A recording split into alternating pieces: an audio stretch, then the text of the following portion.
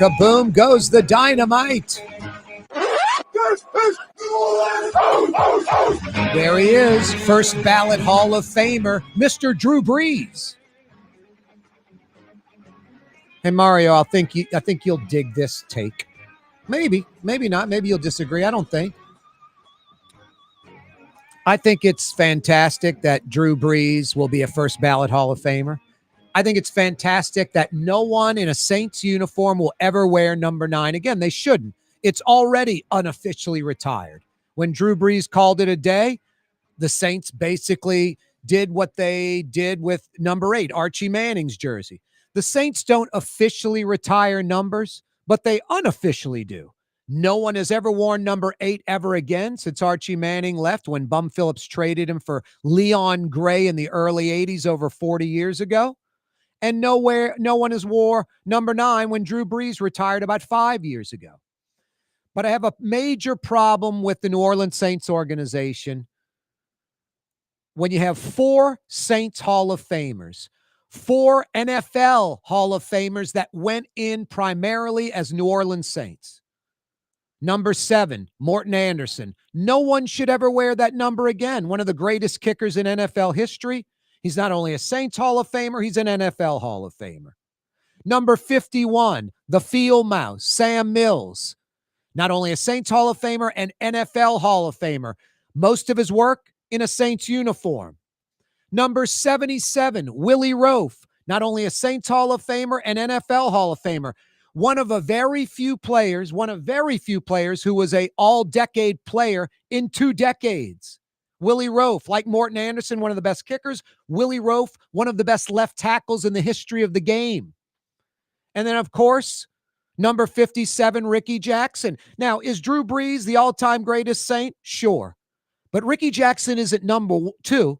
He's number 1A. And number 57 should never, ever be worn again. So I agree with the Saints with number 8 and number 9. But number 7, number 51, number 77, and Ricky Jackson's 57 especially should be unofficially retired with the New Orleans Saints. And I think the folks on Airline Drive over at the Jim Finks training facility are making a major blunder, and they don't seem to care. They justify it with they're in the Ring of Fame, they're in the Saints Hall of Fame, they're in the NFL Hall of Fame. We don't need to retire their numbers. And I think that's kind of blasphemy. I think that's insane. I think that's not respecting the organization and the history of the organization and indirectly the fans. Ricky Jackson was the greatest Saint player ever until Drew Brees came along. And again, I don't put Ricky Jackson at number 2. I put Ricky Jackson at 1A, right behind Drew Brees, right on his tail. Just like Jim Mora is closer than most people think to Sean Payton's greatness. Sean Payton, greatest coach in Saints history. Jim Mora's 1A. You take the Saints out of the NFC West division, where at the time, the greatest NFL dynasty up to that point, the San Francisco 49ers, Steve Walsh, Joe Montana, one of the greatest QBs of all time. Of course, the Saints struggled against the Niners. I'll tell you a little fact. The Saints won 12 games 2 times under Jim Mora and finished second in the NFC West. I bet you could count on one hand the number of teams that have won 12 games and did not win their division. It's very, very rare. The Saints did it not only once, twice, 12-3 on a strike-shortened season and 12-4 on another season. So Jim Mora is a lot closer than folks think to Sean Payton, in my opinion. But my first point, 7, 51, 77, and especially 57 should never, ever be worn again by any Saint player. And the excuse of, hey, there are only so many numbers, we can't retire numbers. I think when the Bears retired Mike Ditka's number, it was like the 14th Bear. So take 100, subtract 14, you got 86 numbers left. It's only a 53-man roster, 86 numbers left. And that's the Bears. The unofficial numbers that I would retire with the Saints total 6. You got 94 other numbers left. It's time to do the right thing, Saints organization.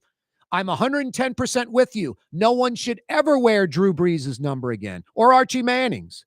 But they shouldn't wear Morton Anderson's. They shouldn't wear Sam Mills. They shouldn't wear Willie Roaf's. And they most definitely should not wear Ricky Jackson's. Mario B., what do you think all that? Am I on to something or you disagree? No, I agree 100%. And the Saints, if anything, have at least been consistent with like everything you're saying, not retiring numbers. But there have been some good players over the years, man. Like Marcus Colston wore 12. You see like so many random. See, that's an argument. Like you could have him as one you never wear again. No, exactly. Colston was, what's crazy, I don't think Colston was ever an all-pro. No, he never was. Much less, not even a Pro Bowler. Yeah, didn't we say? Forget about all-pro. That's the elite. Wasn't even the Pro Bowler, which I don't want to say they're a dime a dozen, but a lot of players make Pro Bowl. I don't think Marcus Colston was ever a Pro Bowler. How insane is that? That is crazy. Like multiple 1,000-yard seasons. Jeez, that was one of the best wide receivers in football. Yeah, looking back, it really probably was because of his personality. Like a lot of wide receivers are really outspoken. He had better stats than a lot of those guys and did not get any accolades. No, there's a lot of great players in there. We could probably come up with a few more. I mean, Vaughn Johnson was just a badass for years, you know? I mean, you could throw in a Pat Swilling if you wanted to. Yeah. You know, there are lots of guys. Pat Swilling, 51. You know, numbers. Frank Warren, Jim Wilkes. That's going back to that era. But Jari Evans, his number will probably be retired soon, and it should be. He's going to get into the NFL Hall of Fame, if not this year, soon. Yeah.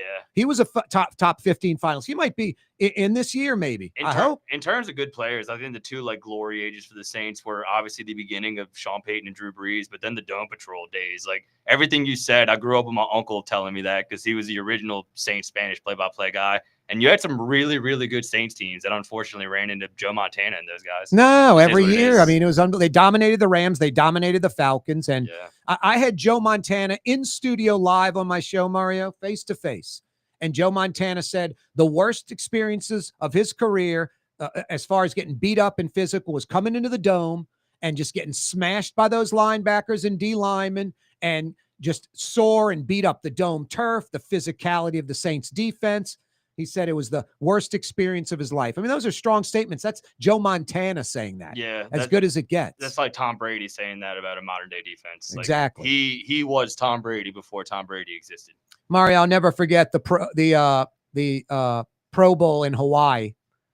4 Saints linebackers playing in the game. 4 Saint linebackers. You had Ricky Jackson, Vaughn Johnson, Sam Mills, and Pat Swilling with the blue NFC jerseys on and the gold Saints helmet. I mean, just incredible. You'll probably never ever see that again. No. I mean, 4 linebackers all from one team in the Pro Bowl. Crazy. Legendary. No, Mora deserves a lot more credit. And you put him in the Saints in any other division in the NFC. I think they were like 22-0 at one point against the AFC over a few years. Wow. Denver went to the Super Bowl. They beat him the next season like 40-0, something like that. You put them in the AFC, they're in a few Super Bowls. You put them in another division, they've got to buy the first, playoff game. They're hosting, and they're probably making a NFC championship game or 2. Yeah, got to keep the memory of the Dome Patrol alive. Those guys were awesome. Got to. Corey Johnson with you on a Tuesday. I digress. Coming up in about 5 minutes, conservative voice Brian Haldane's going to join us. He's going to join us every Tuesday, too, getting that Republican conservative voice on the program. Got to chop it up with Brian Haldane coming up in just a few minutes. Boy, the violent lunatics are at it again in New Orleans. A man shot and killed in Treme, not far from Dookie Chase, like 6:30 this morning. A few hours later, by the fairgrounds, the Jazz Fest site, a double homicide. Gentilly neighborhood. A man and woman shot and killed around 11:30. That's 3 people shot and murdered in New Orleans before noon today. Crazy. By the way, speaking of Dookie Chase, it's back open. The late, great Leah Chase. Boy, so sweet, so nice. I love that woman. The first lady of New Orleans, Leah Chase. Indiana national champs, crazy. I'll fill you on Operation Boodat. Operation Boodat is a law enforcement operation. They arrested 38. And Duke University suing former Tulane quarterback Darian Mensah. He signed a 2-year, $8 million deal with Duke. And now he's entering the transfer portal. I mean, you think you get more than $4 million a year? I don't understand this at all. Tuesday afternoon edition of the program. Hey, the 4 o'clock hour this afternoon brought to you by The Fence Man. When you need a fence or an automatic gate for your home, business, any property, you got to call The Fence Man. For fences and automatic gates, East Bank, West Bank, North Shore, River parishes, anywhere in Metro New Orleans, Jimmy will take care of you exactly like he took care of me. No, I love my new fence in my backyard. Fantastic. Yeah, he's been doing it for over 20 years. Affordable, reliable service, personalized designs. thefenceman-neworleans.com. When you need a fence, you got to see The Fence Man. 4 o'clock hour brought to you by The Fence Man. thefenceman-neworleans.com. Check it out. Coming right back with conservative voice Brian Haldane next. Corey Johnson with you on a Tuesday afternoon. We roll until 6 o'clock on radio, on TV, on social media. Stick around, New Orleans. We got a lot more coming your way. Scott Craig of Katie's Restaurant. All of my ingredients are fresh. Nothing comes out of a can here. Nothing. All of our seafood is Louisiana. All of our vegetables are Louisiana vegetables. It's a neighborhood restaurant. Katie's in Mid-City. Isn't it time to have that dream backyard you've always wanted? LGD Lawn and Landscapes can make it happen with artificial turf installation. Synthetic turf gives you the look and feel of natural grass. You get a beautiful lawn without the ongoing expenses of maintenance and no puddles, meaning you won't be tracking grass or dirt into the house. Let LGD come to your house and give you a free estimate. NOLALGD.com. Outdoor dining, Middle Eastern cuisine, under the oak trees, Lebanon's Cafe, some of the city's finest lamb chops and shish kebab, Carrollton at Jeanette by the streetcar barn, Lebanon's Cafe. Dave Miette Insurance Agency. Auto, home, flood, business. 504-556-0809. Dave Miette, INSagency.com. Dave Miette Insurance Agency. Auto, home, flood, business. 504-556-0809. Dave Miette, INSagency.com. Total maintenance keeps you cool. TM-AC.com, your cool spots. TM-AC.com, your cool spots. Word is, one of the best restaurants in New Orleans isn't even in New Orleans. Gallagher's 527 in Mandeville. Cross the lake and taste what you're missing. Tuesday through Saturday, Gallagher's 527 in Mandeville. Francesca Deli and Pizzeria has over 15 specialty sandwiches, a big 10-ounce burger, and some of the best pizza in New Orleans. Francesca Deli and Pizzeria on Harrison Avenue in Lakeview between Canal Boulevard and West End. Young's Dry Cleaning has free pickup and delivery. That's right. Young's Dry Cleaning has absolutely free pickup and delivery. Home or office, East Bank or West Bank. Call Young's at 288-8381 or online at youngsdrycleaning.com. Why wear the same old glasses that everyone else is wearing? Stand out from the crowd. Come to Art and Eyes. Art and Eyes is not your typical eyeglasses store. It's one of the finest eyewear shops in the country, right here in New Orleans, with precision-engineered prescription lenses and gorgeous high-quality frames from the heart of Europe, Japan, and the United States. Our products are thoughtfully curated, and our staff are here to help you find exactly the right frames. Art and Eyes on magazine, as unique as you. Trey Yen in Mandeville, a New Orleans tradition for over 40 years, serving the finest Louisiana-inspired Chinese cuisine. Open Tuesday through Sunday. Trey Yen. Greater New Orleans, a destination for learning. With 13 colleges and universities and a booming job market, Greater New Orleans is the ultimate destination for your higher education. Your path to the future begins in Greater New Orleans. Find out more at studynola.com.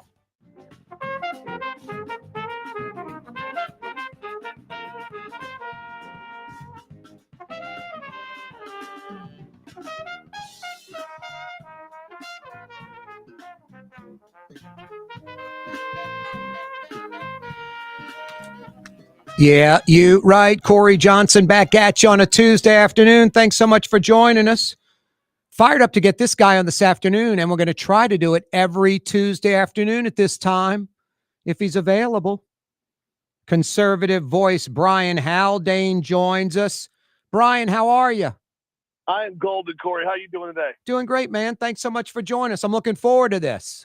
No, me too. Me too. We're gonna have some fun. Yeah, it was good meeting you over the Christmas holidays. Enjoyed visiting with you, talking with you.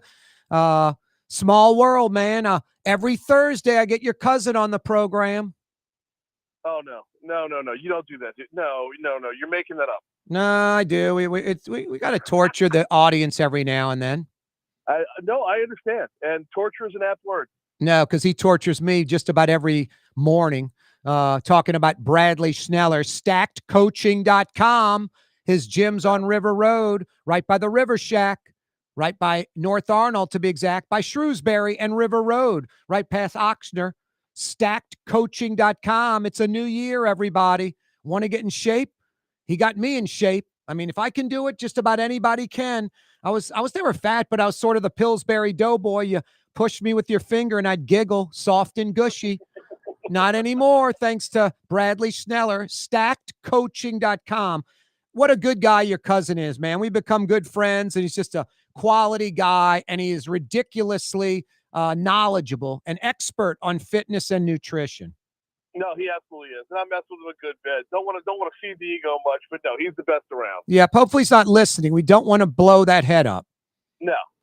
But honestly, man, I think he's humble as can be. Honestly, I don't. He doesn't cock off. He just tells it like it is. And fitness is one of those things you can't fake, Brian.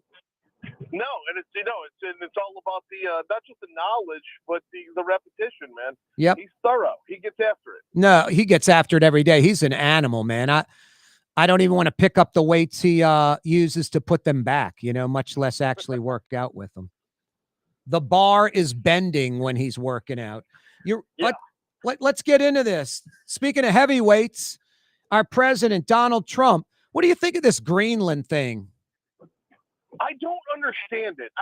So I'm a lifelong conservative, and I don't fully understand it. I'm guessing that I'm missing something key here, but he's all in on this. I mean, appointed Jeff Landry as a special envoy, and this is moving forward at a rate that it's looking like it's moving forward at an alarming rate. But has anything really moved yet, or is this still all just talk? That's the one thing I said. I posted something on Twitter either this morning or yesterday. Just Donald Trump is the master politician. You can like him or dislike him, and I don't like him, but he's a great politician. He carpet bombs. He throws out one thing, the media jumps on it like a sugar cube in an ant pile, and then he's dropped 5 more bombs since then. It's like you can't keep up. Well, and it's important to note which bombs are really bombs or which bombs are just something that's being talked about in order to make everybody chase something shiny. Yep. No, exactly. I kind of think Greenland might be that, but I'm with you. It's like China and Russia aren't taking Greenland. It's part of NATO. It's a Denmark territory like Puerto Rico is an American territory. So, yeah, I don't get it. Well, yeah, and I mean, didn't we just spend the last 2 years getting mad at Russia for expansionism going into Ukraine? I don't think now's the time to be an expansionist. That's when, that's the turnabout. No, you embolden Russia and Putin, you embolden China with Taiwan.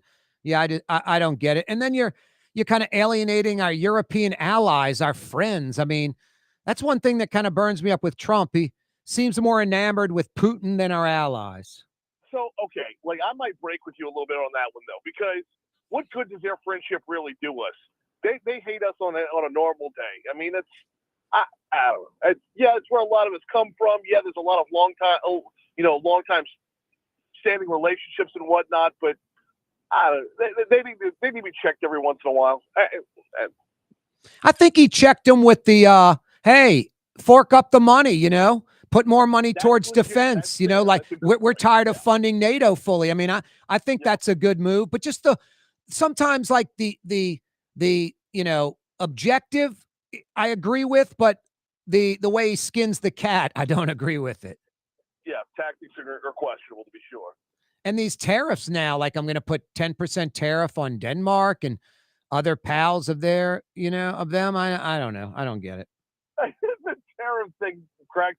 It's like making your kids go to bed without dinner. I mean, or without dessert. It's like this idle thread that's out there that I don't know. It's just every time he turns around, tariff this, tariff that, you know. And then the Nobel Peace Prize thing, that's a committee. He's like blaming Denmark for that. That letter I thought was just caustic and unnecessary. So I don't even know about that. I mean, you're dialed in globally here, Corey. I mean, like, where I got off the boat with the Greenland thing was Jeff Landry went up to have meetings on Friday, and then Saturday Trump endorses Julia Letlow for Senate, a race she wasn't even in until this morning. Yep. Yeah, we're getting a Letlow in a second. I got her on my list with you, Brian, for sure. All right. A buddy of mine in Baton Rouge is like her next door neighbor, so knows all about Letlow. Speaking of Letlow, I mean, I'm fading to it slowly. Bill Cassidy's not a Republican. What's the beef with conservative Republicans that call Bill Cassidy a rhino? It kind of reminds me of them saying Liz Cheney's a rhino. I mean, Liz Cheney is as conservative as it gets. I mean, I'm an independent, but I've got a lot of liberal friends and conservative friends. I don't think any of my liberal friends think Liz Cheney is a liberal or a Democrat or a even soft Republican. I think she's a pretty staunch Republican, as is Bill Cassidy. Am I missing something? So a couple things go along with this. And the first is not necessarily rhino by volume, but rhino by not rhino by quality. Sorry. Rhino by quantity, it's rhino by quality. When you vote to impeach the president and then vote to convict upon the impeachment as well, that's a pretty big deal. That'll lose you a lot of grace very, very quickly. The second part is his voting record is 76% Republican. That's down a good bit from where it was a few years ago. Now, you have to keep in mind there's a lot of post-COVID votes in there that cross party lines based off of a number of different things. But he's running at about 76% Republican right now. So I don't know what the drop-off point is to be quote-unquote rhino. I personally think we throw that term around way too often. But, you know, then again, I'm a Reagan Republican, and the 11th commandment is thou shalt not speak ill of another Republican. Yeah, I hear you. You sound like Quinn Hillier, lifelong conservative, lifelong Republican. He's cut out of like the Ronald Reagan, Jack Kemp cloth, you know? Yeah, well, yeah, I'll stick with the Reagan cloth. We'll just keep it narrow. There you go. Brian Haldane's with us, conservative voice on a Tuesday afternoon. Yeah, Brian, when I was a child, I agreed with my parents 100%, and I love them.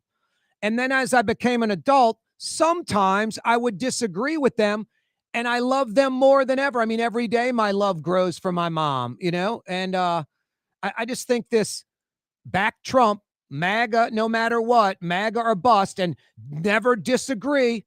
I just think that's, very binary thinking and not critical thinking. And I kind of think that's the problem with kind of the wacky right and the loony left. They just stay on their base and they never get off of it. And if you do, you're a sellout. So I'm glad you brought up the left on that, because it is definitely a two-sided coin, to be sure. And it's a two-sided coin that identifies as a dollar bill. It is a two-sided coin because both sides are so deeply entrenched in their own talking points and their own dogma. There is no room for independence in our two-party system anymore. No, do you want me to go off on the liberals? Everybody's like, Corey, you're always dogging the conservatives. I just don't think they listen when I'm saying, liberals don't want to control immigration, extremist views about race, like get Lincoln's name off schools. Mario, who runs my show, his nickname's Mario Brothers Latin X. Latin X is the most ridiculous thing ever. You think boys should compete with girls in sports. Children should have their sex reassigned. The Trump assassination was staged. Math is racist. Queers for Palestine. Looting is cool. Healthy at any weight. If the men's football team played the woman, it would be a tie. Defund the police. I mean, the liberal, the loony left, the woke are insane. And there's equivalencies on the flip side too. So yeah, I don't know how we get back around to how did we get to in 2026 Stephen A. Smith and Bill Maher and the voices of reason? Yeah, no, I hear you. No, that's a good point. I always liked Bill Maher just because he was funny. Like I liked the old Saturday Night Live guy. I'm going blank. Who I need a dictionary to sometimes keep. Dennis Miller. I need a dictionary for the vocabulary, and I need like historic reference. When Attila the Hun invaded, I'm like, what? I can't even keep up, He's one of my heroes, man. Yeah, trying to keep up with Dennis Miller's references was a full-time job. Do I need to send you that liberal list I just rattled off, or you got it already? Well, be sure to tweet it out so I can retweet it. I will. I'll do that in a little while. The insane loony left woke list. That's a good idea. Letlow, Trump's choice, wasn't even in the race. Like, was she going to get in the race? Or it's like, wow, the president's backing me. I better get in the race now. So this has been talked about a good bit since early September, late August, early September was when it was making the rounds amongst all the local media and whatnot about her possibly getting in the race. I have her on my show every other Wednesday morning, and she's toyed with it a little bit. She gave me one of those when I asked her straight up back in September if she was running. She gave me what's called the non-denial denial. The one where you speak about your current job in the past tense, and then you say your current job is the only thing you're really concentrating on. So, like when Nick Saban said he wasn't going to be the next head coach of Alabama also many years ago. Like, that was a straight up denial. She was a lot more ambiguous about it. So she never really closed the book on running, but at the same time, the clock kept ticking. And quite honestly, Corey, I don't know if she's got the time to get this done. Yeah, it's not a long time period, but boy, the Trump endorsement carries a lot of weight. I think the biggest loser on that, more than Bill Cassidy, that wacky right winger who shoots guns in his commercials, Blake Miguez, who promised to come on my program and has gone MIA, refuses to come on now. So I've known Blake a long time. He's a good dude and a solid state senator as well.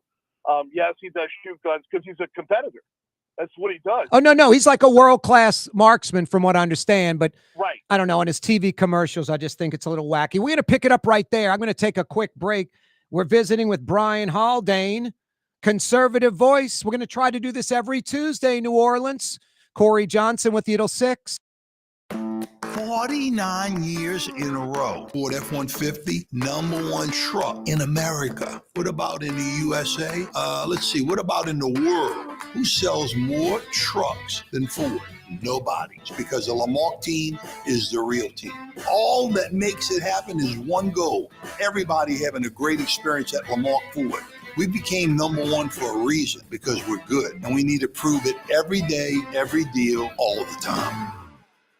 Dave Miette Insurance Agency. Auto, home, flood, business. 504-556-0809. Dave Miette, INSagency.com. Dave Miette Insurance Agency. Auto, home, flood, business. 504-556-0809. Dave Miette, INSagency.com. South Shore residents that love good food are making the short trip across the lake to Gallagher's 527 in Mandeville.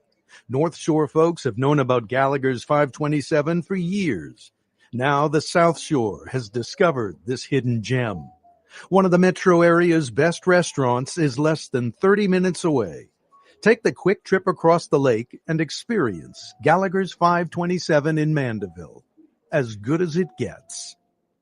When you need a new fence or automatic gate at your property or place of business, anywhere in Metro New Orleans, you got to see the Fence Man. For over 20 years, the Fence Man has been taking care of residential and commercial customers, uses only the highest quality materials and products. 'Cause I'm the Fence Man. For fences and automatic gates. Yeah, I'm the Fence Man. TheFenceman-NewOrleans.com. In New Orleans, we don't eat to live. We live to eat. More is better. Scott Craig of Katie's. That is our slogan. More is better at Katie's. It means more of everything. Not just more food, more smiles, more friendship, more love, more. When you do something, you have to do it right. It's all about more, and it's all more of the good things. Get more at Katie's Restaurant in Mid-City. Tired of cleaning your gutters? Improve the value and look of your home with Leaf Guard gutters. And you'll never have to clean your gutters again, ever. I guarantee it. Let Audubon Gutters install Leaf Guard gutters today. You'll improve the look and value of your home. And right now is the perfect time during Audubon Gutters' 99-cent installation sale. Call 469-6494 now. Get out of that gutter and get on the phone. At Audubon Gutters.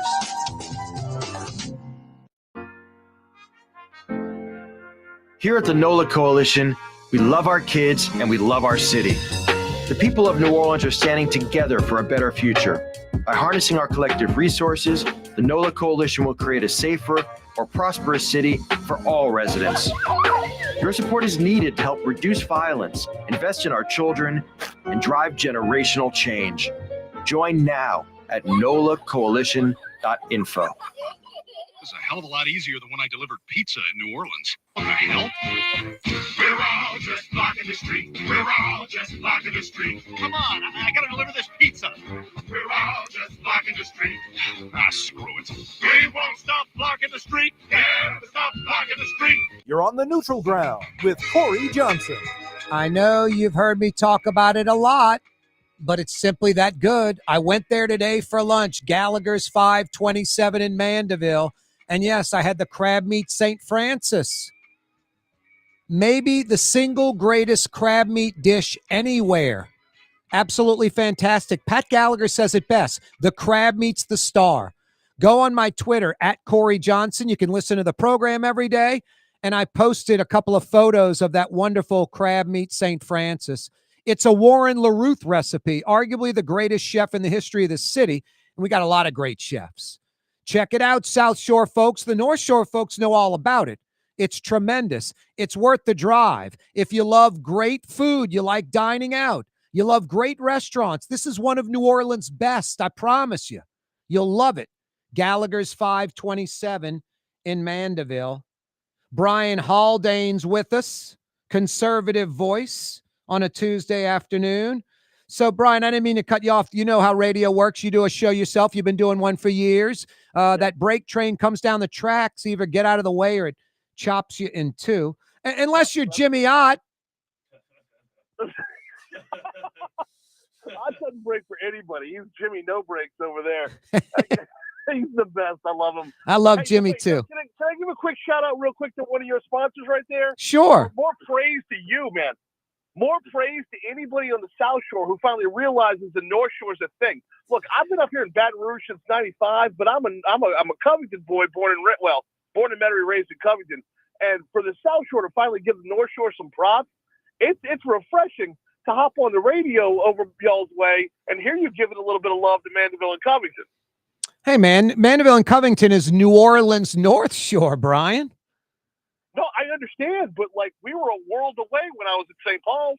Oh, when I was a kid, it was the country. It wasn't part of Metro New Orleans, and there weren't nearly 280,000 people over there. It's I don't blame folks for moving to the North Shore. It's like anywhere. It's like an affluent area anywhere USA. I mean, every city in America has these type things. Most, like Houston, Atlanta, they have 5 North Shores, 10 North Shores. So New Orleans desperately needs a North Shore. I love Uptown and Old Metairie, rich, affluent neighborhoods, but the North Shore is special. It's really nice. Yeah, no, I absolutely love it. It's plush. I love hearing it is where I'm going with that. Yep. Yeah, in your day, back in the St. Paul's day, it was the Winner's Circle that Pat Gallagher ran, and now he's got like 4 restaurants and 527 in Mandeville. I can't say it enough to New Orleanians on the South Shore. I mean, it's 25 minutes from Lakeside Mall. It's easy. So, I love that place. Hey, we were talking about Letlow and Blake Miguez. Look, I know you know Blake Miguez, and I respect that. But Blake was coming on my show. We were back and forth, via the direct messaging on Twitter.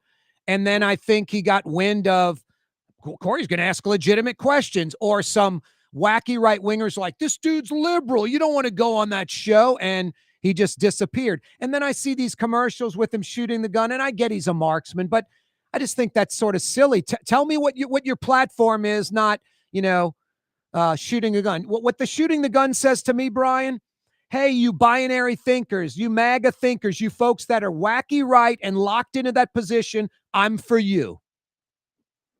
So he probably is the most MAGA of the candidates out there. If you want to look at his voting record in the state senate, and how he aligns himself, it is. I mean, if you call that, you can call that wacky. That's fine, but there's legitimacy to his votes. There's reasoning behind what's there. He's not just a talking point guy. He's a very thoughtful guy, and he does a good job. I do hope he comes on your show, because when you sit down with him, he does a good job of being thorough and explaining what he's for, but more importantly, why. Yeah, tell him the next time you have him on, say, I go on with this Corey Johnson guy now every week. I think he's going to be fair. You know, maybe do my show for a few weeks first and get a taste for what I'm about. Maybe you'll say, no, Corey isn't fair. He's gonna not be fair with you, Blake. Don't go on his show, but just check out what you and I are going to do over the next few weeks, and then maybe tell him to come on the show. I'll treat him fairly. I'm not out to get anyone, Brian, and I'm not out to kiss anyone's rear end. I just want to be fair and ask legitimate questions. Well, a few weeks might be too late there, Corey. I mean, this election is May 16th with our new closed primaries and whatnot, which brings it back around to Julia Letlow in the timeline. Yep. I mean, to get in today, to announce or unofficially announce today at the business report practice, then it's just she's got a timeline. I don't know how, and I love Julia. I think she's awesome. She's been a very good congresswoman. She was thrust into that position through a means with which nobody should have to, go through, in losing her husband in between election day and inauguration. Yikes. I mean, the way she's embraced the role, the way she's dove in head first to educate herself on literally everything a congressperson has to know. I respect the hell out of all of it. But I mean, I look at pivoting over to the U.S. Senate over a 4-month period of time. That is a tough ask of anybody. No, you're right about that. Yeah, I think Letlow's very conservative, but I think left of Blake Miguez. Why didn't Trump back Miguez? Or I guess he has a relationship with Letlow or something, knows more about her? Well, I tell you what, you mentioned Miguez. I think the odd man out here is John Fleming. I mean, if you're John Fleming, you've got to be asking what the hell. John Fleming was the deputy chief of staff for Trump in his first term. I mean, if you remember West Wing, he was Josh Lyman. John Fleming was the Josh Lyman of the first term. How do you, if I'm John Fleming, I don't know how I, call the guy, look him in the eye again and be like, what did I do to hurt you? John Fleming was the most geographically and Rolodex-wise, the most closely aligned with Trump because he literally worked in the office. So, it might hurt. The endorsement of Letlow might hurt Miguez because of the MAGA angle, but I think it hurts Fleming because of the relationship. If Donald Trump can't back you, why can I? If I'm every other campaign, if I'm running any other campaign, that's my ad for 4 months. If Donald Trump can't back John Fleming, why should we? You got Jeff Cruair on your show every week, don't you? I sure do. Now, see, this is the difference between Jeff and I. Jeff is hyper conservative and has a nice little niche, a little base. If I were running a radio station, I would consider hiring him to do a show. If you ask Jeff, would he hire me? He'd say no shot because he thinks I'm liberal or I bash wacky right wingers. He takes it personally. I want you to ask Jeff Cruair the next time you have him on the show. Jeff, do you think it's a conflict of interest that you receive a paycheck from John Fleming, that you're a full-time employee of his, and you promote him on your show and knock Bill Cassidy? I don't see how Jeff Cruair doesn't think that's a major conflict of interest. We got a loony left show in New Orleans. This old former DJ from Q93 who's on WBOK, the kind of the black urban station in New Orleans, a talk station here. He works for the sheriff's department, has a full-time job, has no law enforcement experience, works for worthless Susan Hudson, the sheriff in New Orleans, who is terrible, just a piece of garbage. She lost the election. His full-time check comes from her. I don't see how this loony leftist can work for the sheriff in Orleans Parish and do a show, promote her and bash her opponents, and then Cruair does a right-wing show in New Orleans and works full-time for John Fleming and bashes his opponents. You're a radio guy. Aren't those two kind of a major conflict of interest or no? It depends on your level of disclosure. I mean, no, we all have side hustles. In fact, I'm, after I go hit the gym, I'm heading over to LSU Sports Properties. Yeah, I know that's not political, but, I have a side hustle as well. And Jeff has disclosed that. I don't know if you can disclose it enough to keep everybody up to speed. That's where he runs into, sticky area. You need to run a commercial every single day saying it. The Times-Picayune, kind of liberal. They'll have an article, and then at the bottom they'll say, even in the article, John George's owns the Picayune, owns the Advocate. I mean, you've read the Advocate where it says that about John George's when it's a conflict of interest, or a perceived conflict of interest. They're letting the public know. I mean, I think Jeff Couer and the BOK guy, every day on their show, like once an hour, they need to say what they do. I think it's a major conflict of interest. And no, Brian, you host a conservative, political-based show, and you do a great job. I was going to say that. You're the LSU radio pre- and post-game show host. That is not a conflict of interest. That would be like you owning a restaurant, not a conflict of interest. But if you took taxpayer money and you're doing a political show, that's a conflict of interest, especially if you're bashing the opponent. Walk down that path, though, Corey, because taxpayer money means he's working for the treasurer. He's not working for the campaign.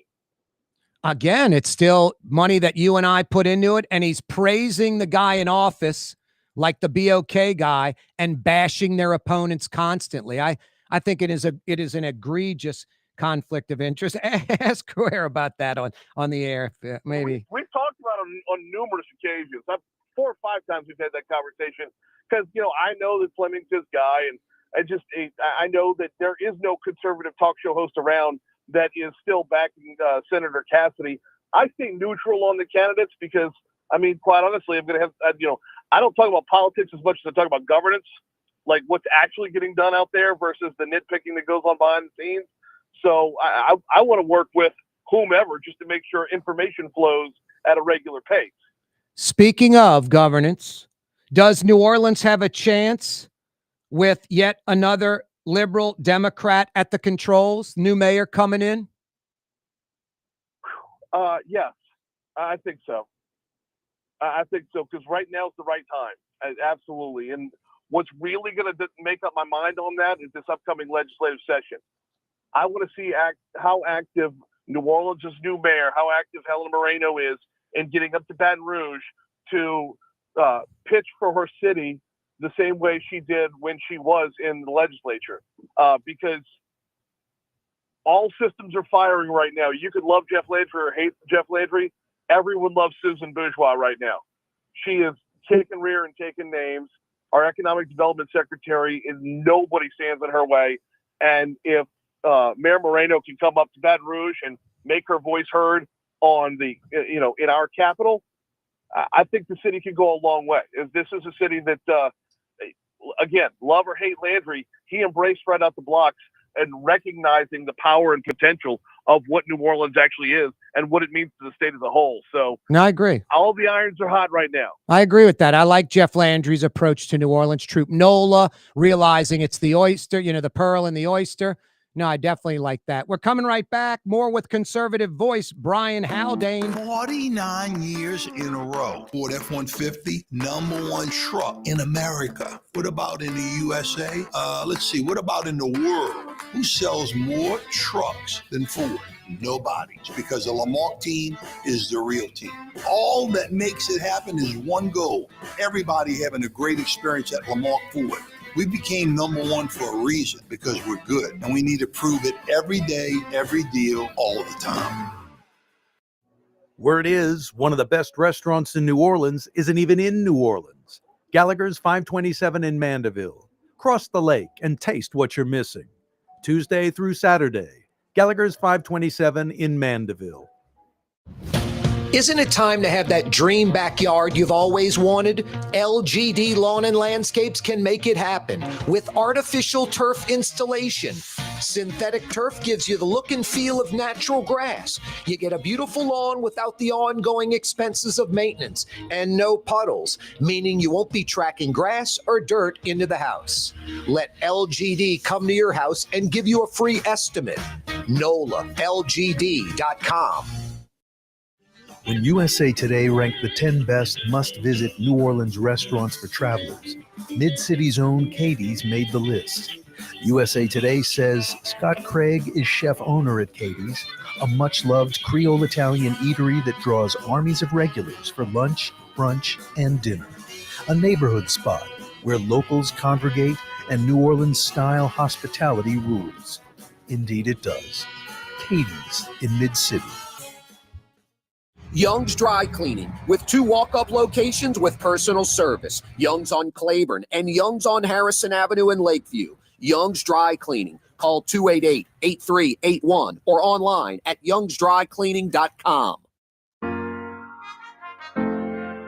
Here at the NOLA Coalition, we love our kids and we love our city. The people of New Orleans are standing together for a better future. By harnessing our collective resources, the NOLA Coalition will create a safer, more prosperous city for all residents. Your support is needed to help reduce violence, invest in our children, and drive generational change. Join now at nolacoalition.info. Trey Yen in Mandeville, a New Orleans tradition for over 40 years, serving the finest Louisiana-inspired Chinese cuisine. Open Tuesday through Sunday. Trey Yen. Tired of cleaning your gutters? Improve the value and look of your home with Leaf Guard gutters, and you'll never have to clean your gutters again, ever. I guarantee it. Let Audubon Gutters install Leaf Guard gutters today. You'll improve the look and value of your home. And right now is the perfect time during Audubon Gutters 99-cent installation sale. Call 469-6494 now. Get out of that gutter and get on the phone. At Audubon Gutters. It's Corey Johnson on the neutral ground. Roll call. Kenner, Metairie, Harahan, River Ridge, Algiers, Gretna, Harvey, Terrytown, West Wego. We got you covered. Since I have North Shore boy Brian Haldane on the show, I might as well mention Trey Yen in Mandeville, some of the best Chinese food in America. They've served presidents at the White House. I went there last week. Absolutely fantastic. Sat at the bar, got that Jade Garden sampler, a little spring roll, some butterfly shrimp, and that sliced pork. And then I put ladles of that signature tong cho sauce, sweet and spicy on it. And then I got my go-to, the hot pepper chicken. So damn good. Trey Yen in Mandeville. Another one for you, Brian. Out front. What's that? Do they still have the koi pond out front? Of course. Yeah, they got the koi. That I said today if they built that place, it'd be like $4 or $5 million. It's incredible. Oh, yeah, no, that was a staple growing up right there. That was like, that was when you had the relatives in from out of town, you went to Trey Yen. And I know where you guys sat, that background table with that lazy Susan thing that spins in the middle. Am I right? 1,000%. I know. I'd go with my mom, my dad, my grandmother, my 4 brothers and sisters. What an experience. Just incredible. Trey Yen in Mandeville. Let's see. So you think New Orleans has a chance? I do too. I mean, I think Helena Moreno's honest. She's not going to set up friends and family. She's smart and she gets it. I think she's going to try to work with some conservatives. She better, because New Orleans doesn't have a single elected, appointed, or anointed conservative Republican in city government that I can think of. Need that other voice. But one thing concerns me. You remember Edwin Edwards gets 86th finally, and Mike Foster comes in, and everybody's like, wow, he's honest. He's not going to set up friends and family. He's already wealthy. And he was kind of lazy and didn't work really hard. And we didn't have the corruption of Edwin Edwards at all with Mike Foster, but I don't think he moved the needle as far as moving the state forward. So I hope Helena Moreno's different. Got to work with conservatives, right? Yeah, but I think she can, because, I mean, she's been in a position to have to play well with conservatives with her experience in Baton Rouge. Yep. We're visiting with Brian Haldane, conservative voice. Hey, Brian, getting back to Trump before we move on to another topic. Was Venezuela? I like it. I mean, when I heard about it, I was blown away. I was like, unbelievable. They got Maduro, that piece of crap. They just went in there and snagged him. He's bringing him back to the United States. Very impressive. Is it legal? Well, I mean, I'm a talk show host, so you need a lawyer for that. I think yes. If for no other reason than if you can back up all of the other criminal things that Maduro has done there. He never won a legal election, so calling himself, a head of state, I don't know if I buy that. I'd lean towards yes, it's legal, but that's based more off of gut intuition and what I want to believe, and not necessarily in what's written in law. Yep. No, I'm the same way. I just want to know if it's legal, constitutional. But like you, I'm not a lawyer. I don't know. If I knew that, I'd be way richer. Yeah, me too. You're right. I have the Johnson and Haldane law firm. We'd be bringing in a lot of geek. Hey, I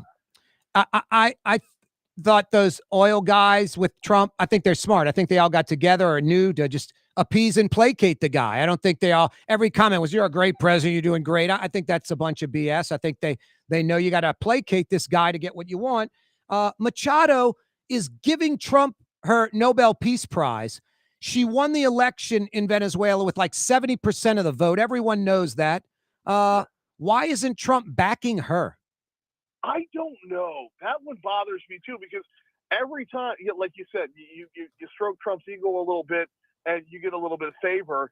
But it's not just that. It's also the matter of the election was rightfully hers. If you're removing Maduro because he's not a head of state because he didn't win the election, right, then revert back to the person who actually won the election.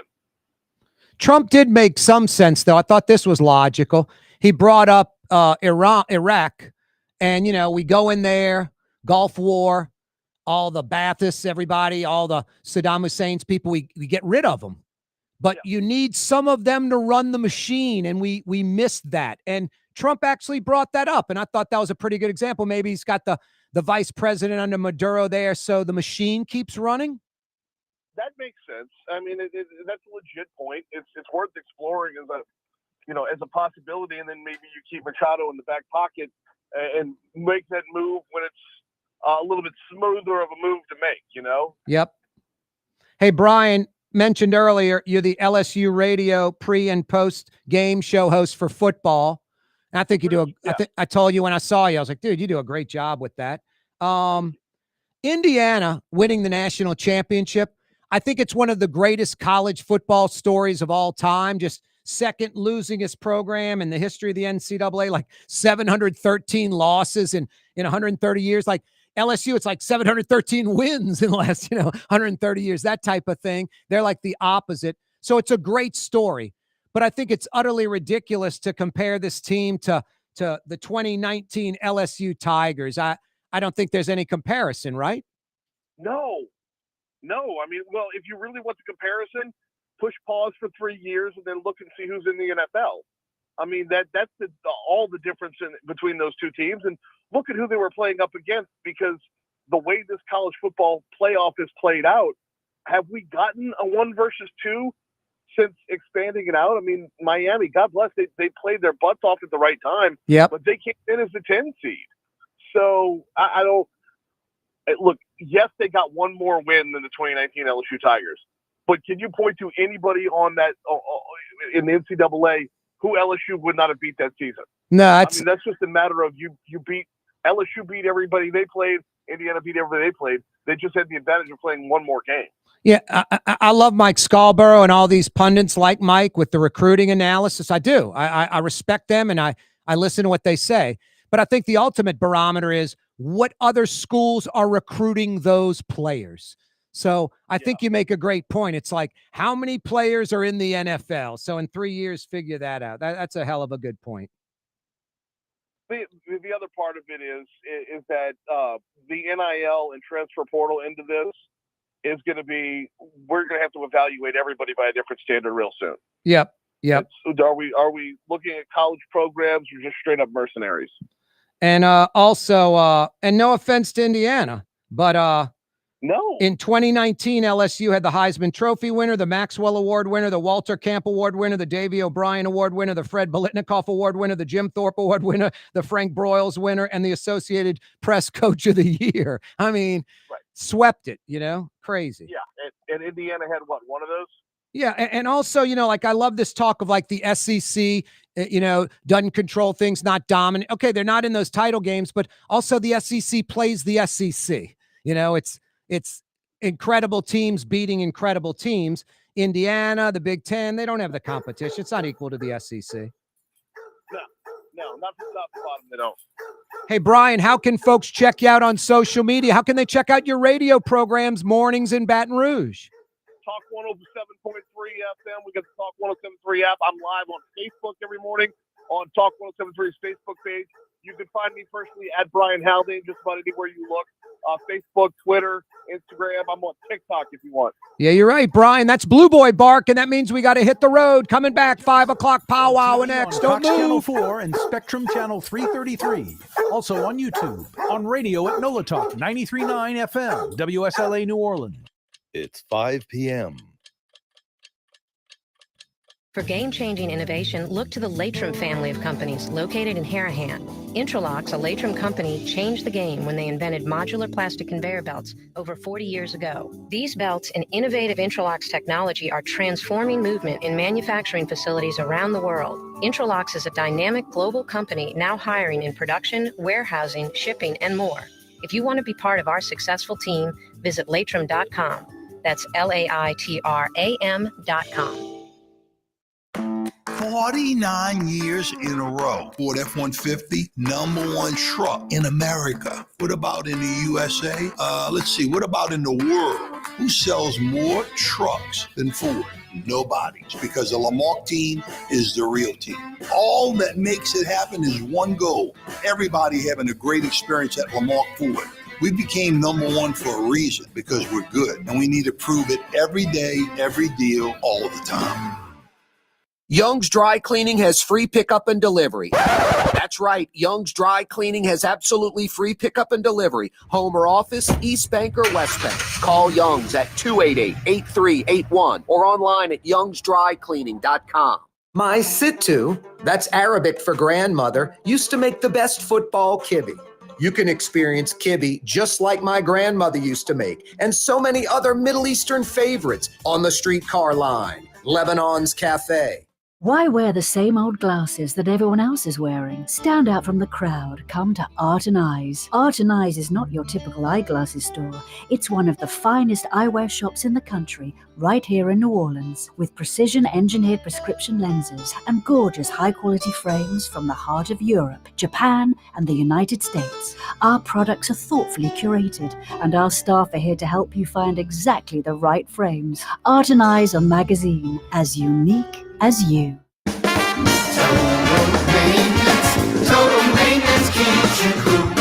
Total maintenance keeps you cool. Total maintenance keeps you cool. TF-AC.com, your cool spots. Total maintenance keeps you cool. TF-AC.com, your cool spots. South Shore residents that love good food are making the short trip across the lake to Gallagher's 527 in Mandeville. North Shore folks have known about Gallagher's 527 for years.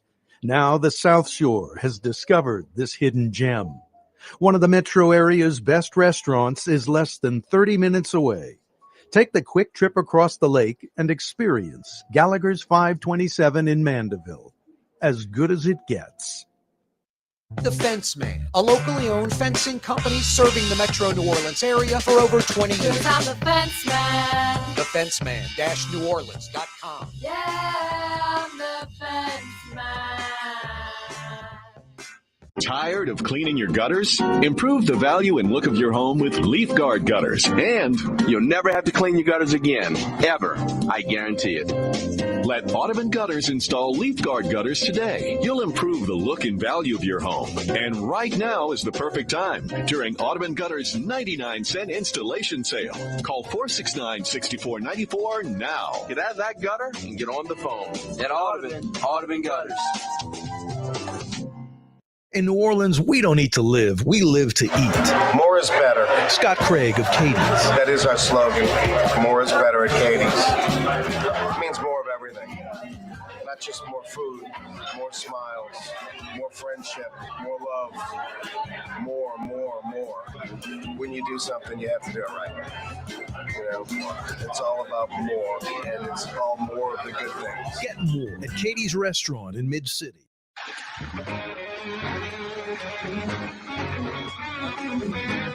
Unbelievable, Mario.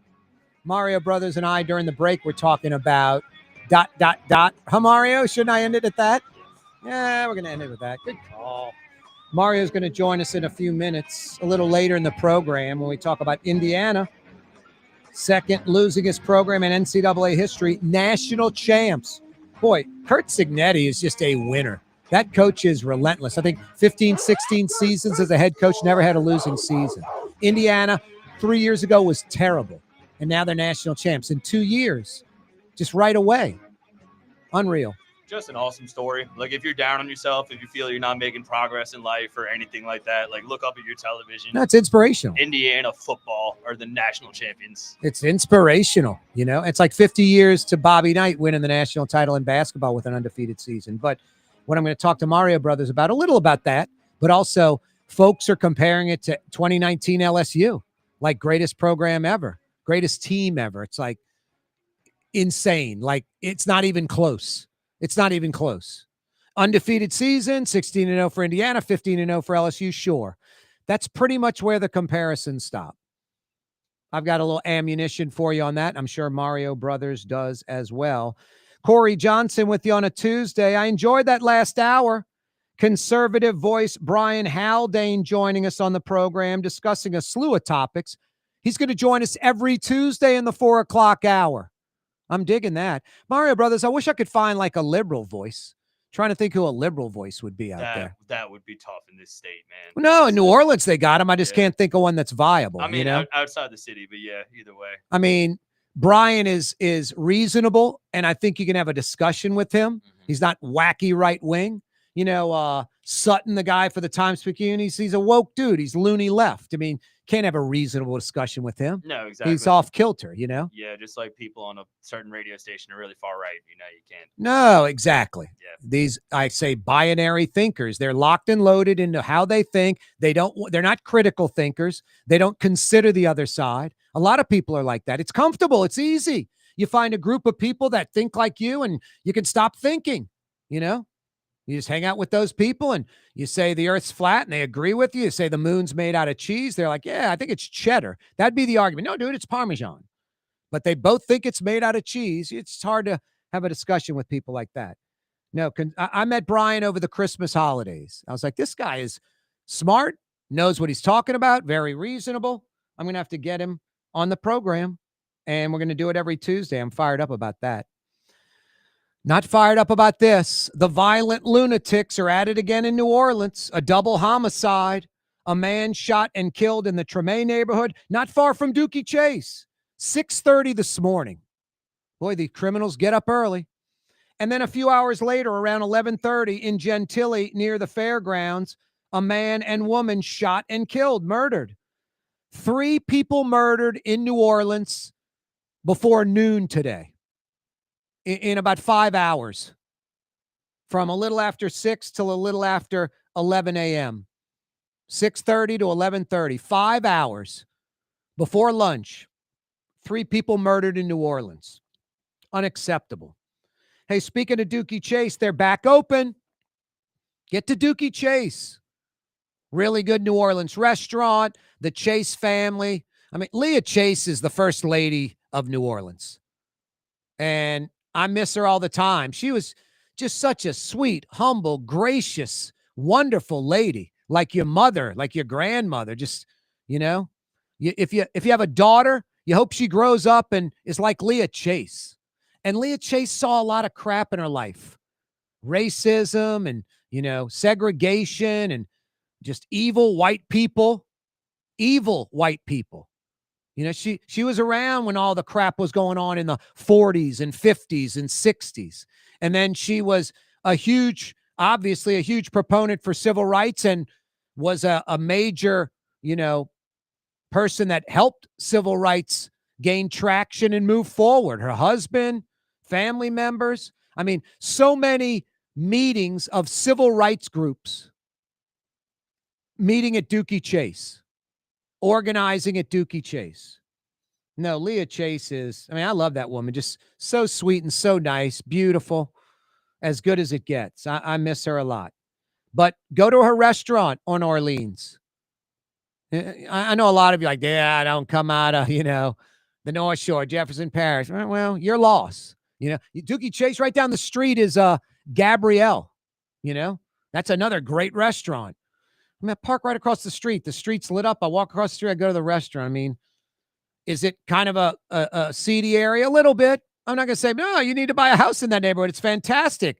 You're a woman, go outside at 3 a.m. You're safe as can be. I'm not going to say that. But going to Dookie Chase or Gabrielle, I mean, I don't know. It's like I said yesterday, I land in Chicago. I land in New York. I'm not going, boy, this is a crime city. I better be careful. Better look over my shoulder. They say Chicago's a big crime city. New York's a big crime city. I mean, Dallas, Houston, Atlanta have been on top of the FBI, murder capital, violent cities. So I don't know.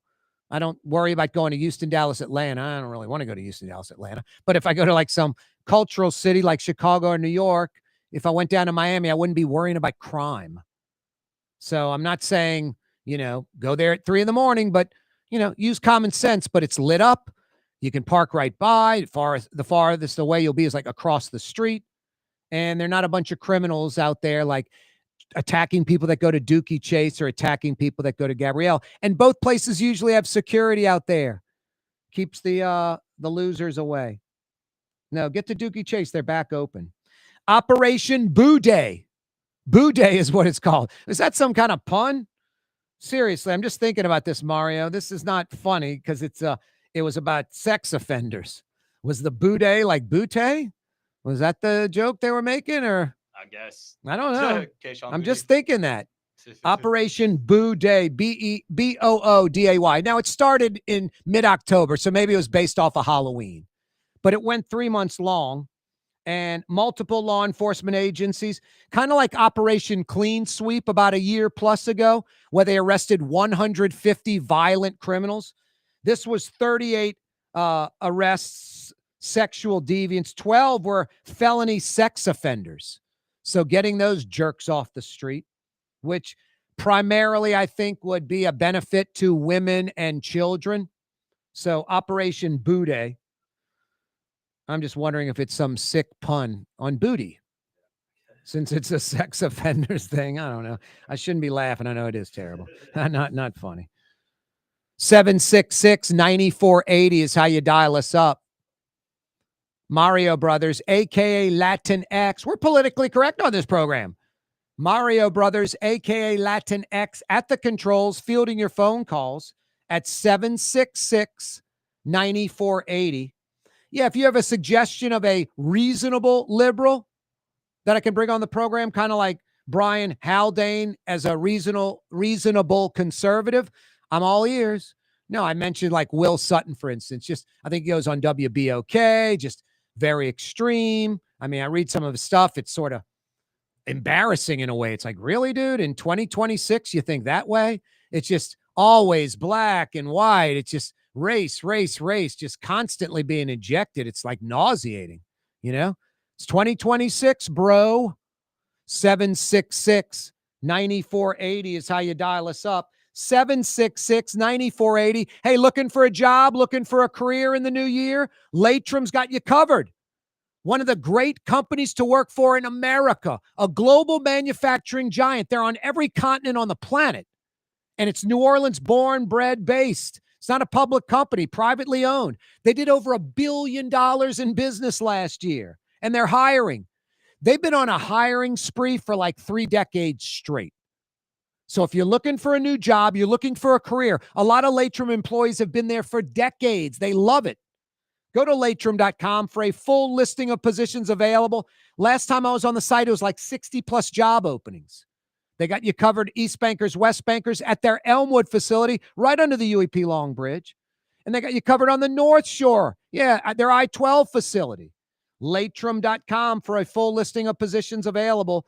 Latrim is spelled L-A-I-T-R-A-M.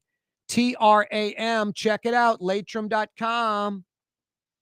5 o'clock powwow on a Tuesday. This morning, it was like 37, 38 degrees. Felt like lower than that. Like, let's just say felt like 35. Now, we got into the 60s a little while ago, like 63, 64, 65 degrees. Basically, it felt like double what it felt like this morning. Like, felt like 35 this morning, felt like 70 a little while ago. Dramatic swings in temperature. The super cold weather, like yesterday morning, this morning, I had frost on my car yesterday. Had a little bit on my car this morning. Yesterday morning, I was like, am I have to scrape the windshield, really? And then I just used the squirter, and it kind of de-iced it all by itself.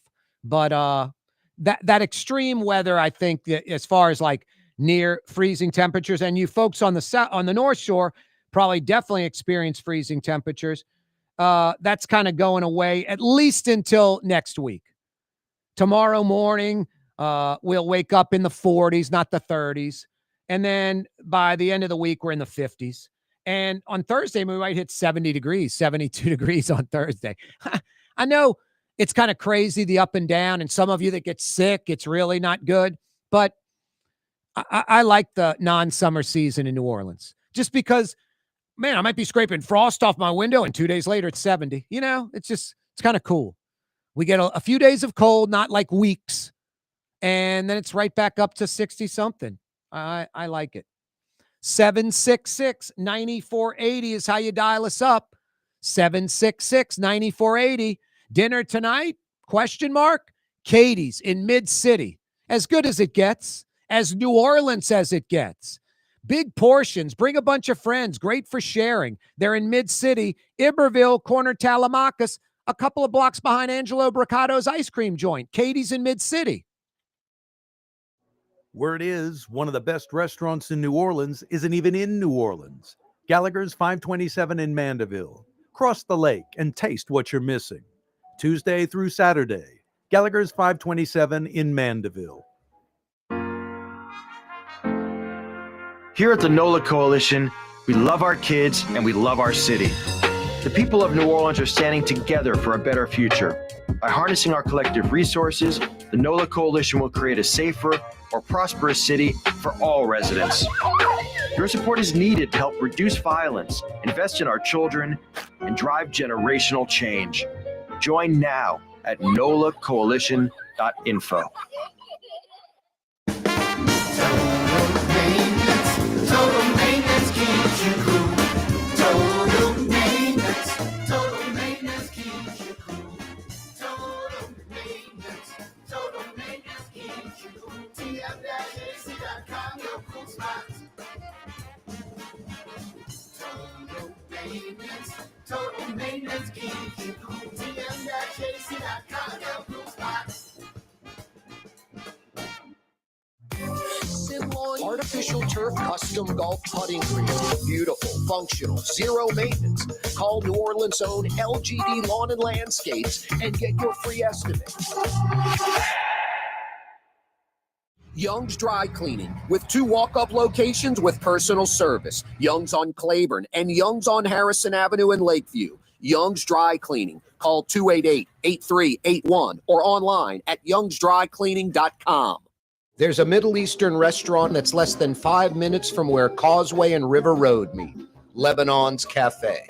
Convenient to Old Metairie and Old Jefferson. Carrollton at Jeanette on the streetcar line. Lebanon's Cafe. Scott Craig of Katie's Restaurant. All of my ingredients are fresh. Nothing comes out of a can here. Nothing. All of our seafood is Louisiana. All of our vegetables are Louisiana vegetables. It's a neighborhood restaurant. Katie's in Mid-City. Dave Miette Insurance Agency. Auto, home, flood, business. 504-556-0809. Dave Miette, insagency.com. Dave Miette Insurance Agency. Auto, home, flood, business. 504-556-0809. Dave Miette, insagency.com. Trey Yen in Mandeville, a New Orleans tradition for over 40 years, serving the finest Louisiana-inspired Chinese cuisine. Open Tuesday through Sunday. Trey Yen. For game-changing innovation, look to the Latrim family of companies located in Harahan. Intralocks, a Latrim company, changed the game when they invented modular plastic conveyor belts over 40 years ago. These belts and innovative Intralocks technology are transforming movement in manufacturing facilities around the world. Intralocks is a dynamic global company now hiring in production, warehousing, shipping, and more. If you want to be part of our successful team, visit latrim.com. That's LAITRAM.com.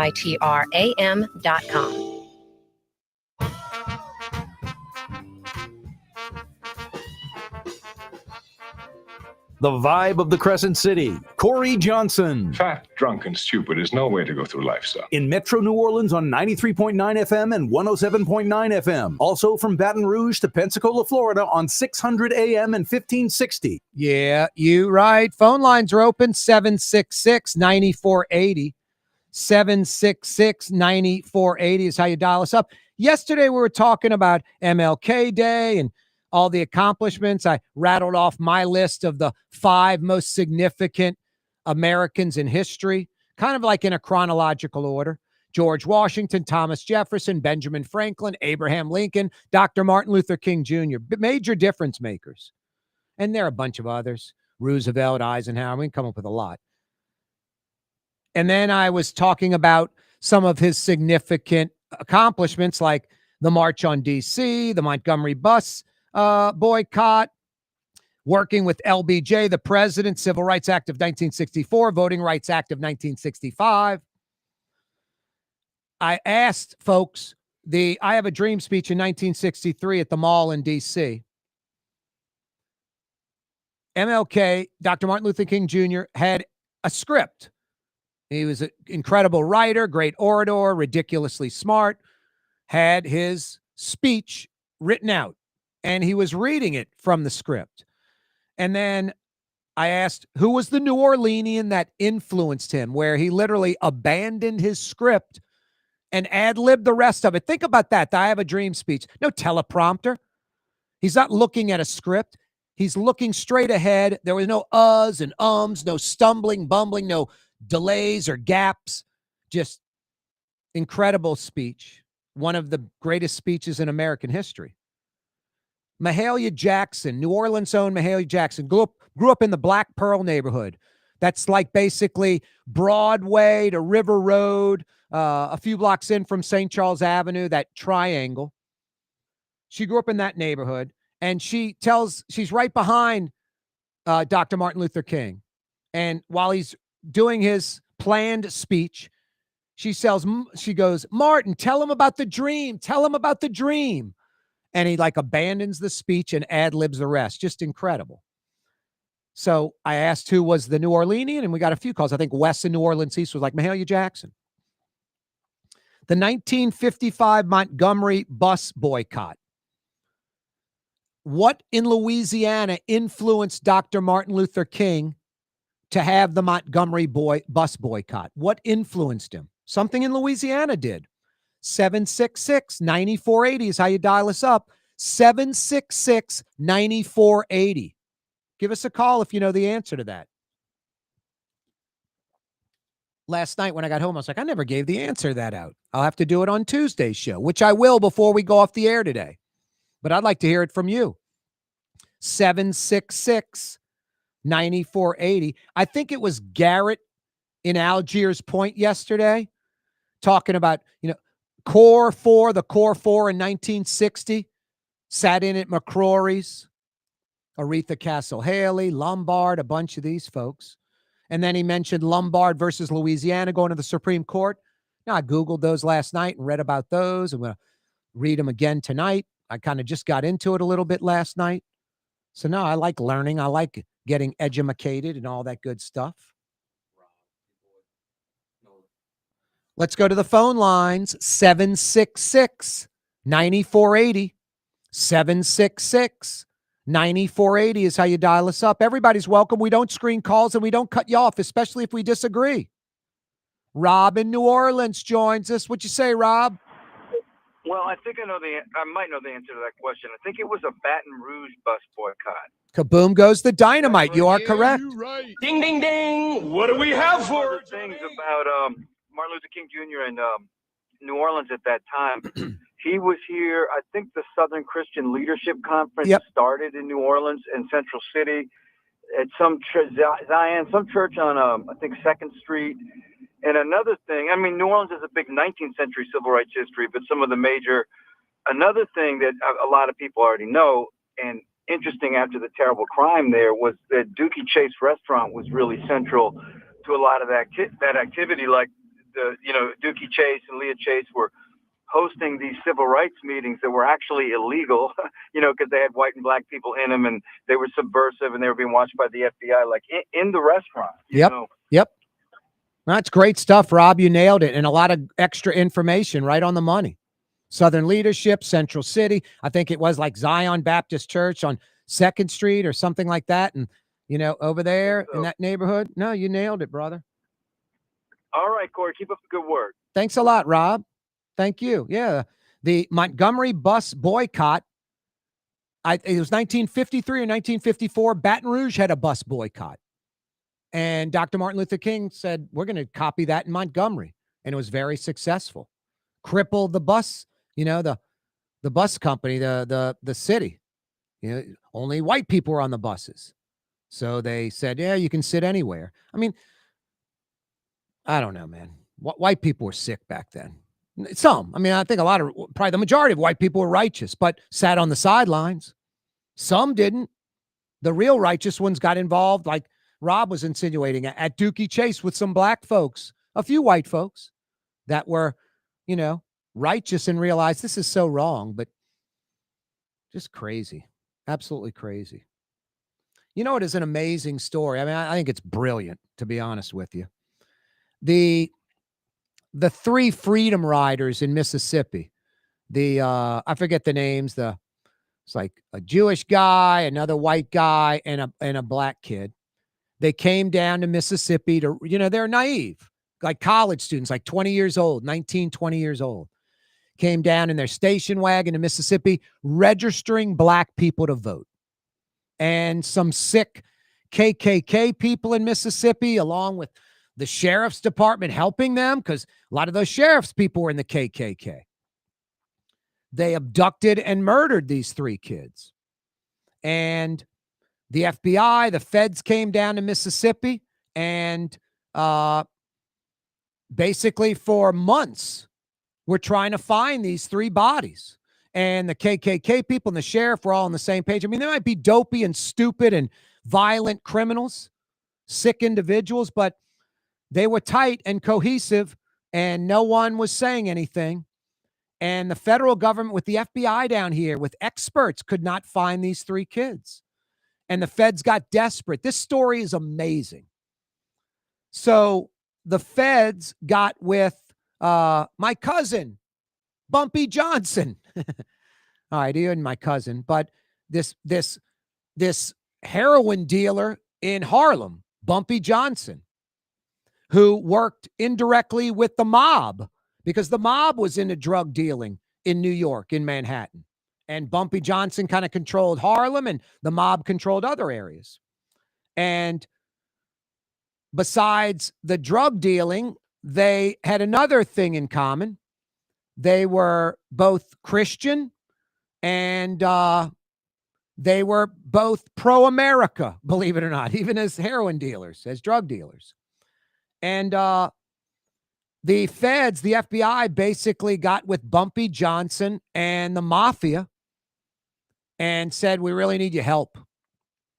We need you to go down to Mississippi and do what you do, because we're not gaining any traction. We can't find the answers where these kids are. So after months of getting nowhere, And the mob, they're Catholic. They're Italians. They're Catholic. I don't know why the KKK hated blacks and the KKK hated Catholics. It's weird. So the mob did not like the KKK, did not like these racist KKK folks. So a few members of the mob, the mafia, came down from New York to Mississippi, kidnapped some of these KKK guys, tortured them. I mean, the feds couldn't do it. The FBI can't go, we're going to torture somebody to get the answers. They've got laws, the Constitution to do it. So they kind of skirted them. They broke the law by, wink, wink. Hey, mob, here, we're going to cut you some slack as far as coming after you. Go down to Mississippi and help us out. Within like 24 hours, these guys that they abducted and tortured, these KKK losers, told the mob where these kids were. And the FBI went into this earthen dam like a levee and dug it out and found the 3 bodies and solved the mystery. So literally, I mean, I don't want to say it's cool, but it's very interesting how the feds, we throwing our hands up. We can't find these kids. Let's get the mob involved. And hey, do what you do. You got to torture someone to get answers. Do it.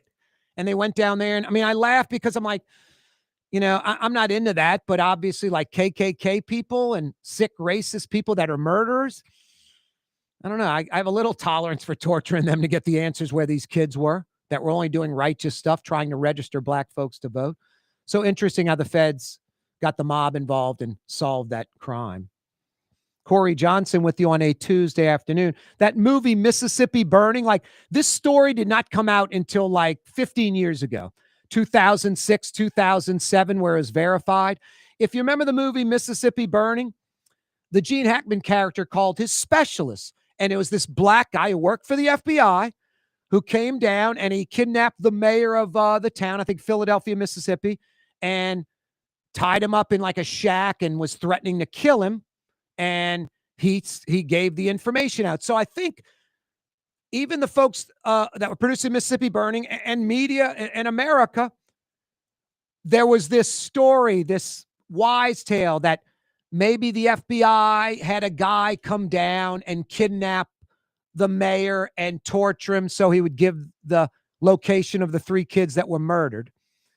But that wasn't exactly how it went down. It was the FBI soliciting the mob and some mafia guys coming down, kidnapping some sick KK people and torturing them and getting them to say the story. So Mississippi Burning, it wasn't Hollywood taking like a liberty and exaggerating. They didn't know what the story is. They went with the wise tale, what they assumed. Hey, don't assume if you need a real attorney, like if you have a real injury or if you have a real claim, you need a real lawyer that can deliver real results. Kiefer & Kiefer is the law firm for you. A New Orleans law firm for decades, committed to their clients. Find out more at kieferandkiefer.com. No, it's refreshing. If you're like some deviant that's trying to take advantage of the system, Kiefer & Kiefer's not for you. But if you have a legitimate claim and you need real results with real attorneys that'll go to bat for you, kieferandkiefer.com. Tuesday afternoon edition of the program, Corey Johnson with you. 766-9480 is how you dial us up and get on the air. If you got to have a fence, you got to see the Fence Man, a locally owned, fully insured fencing company serving the metro New Orleans area for over 20 years.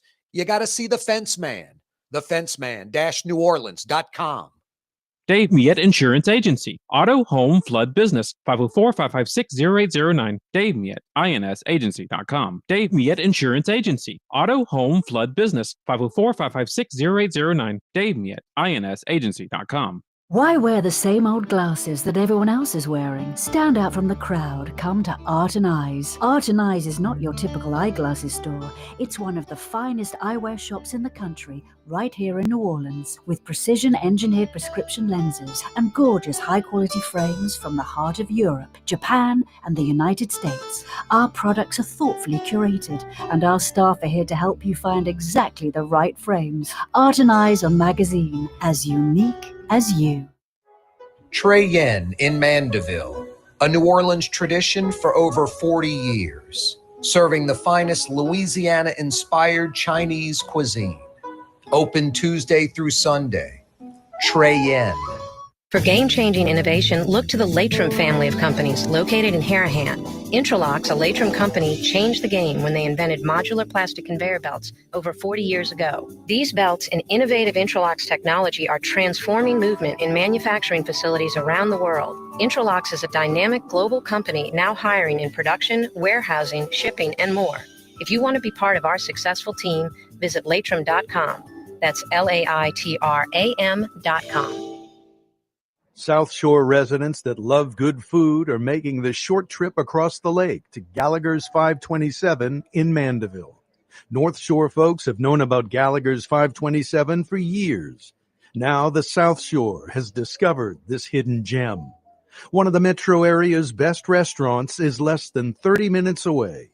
Take the quick trip across the lake and experience Gallagher's 527 in Mandeville. As good as it gets. In New Orleans, we don't eat to live. We live to eat. More is better. Scott Craig of Katie's.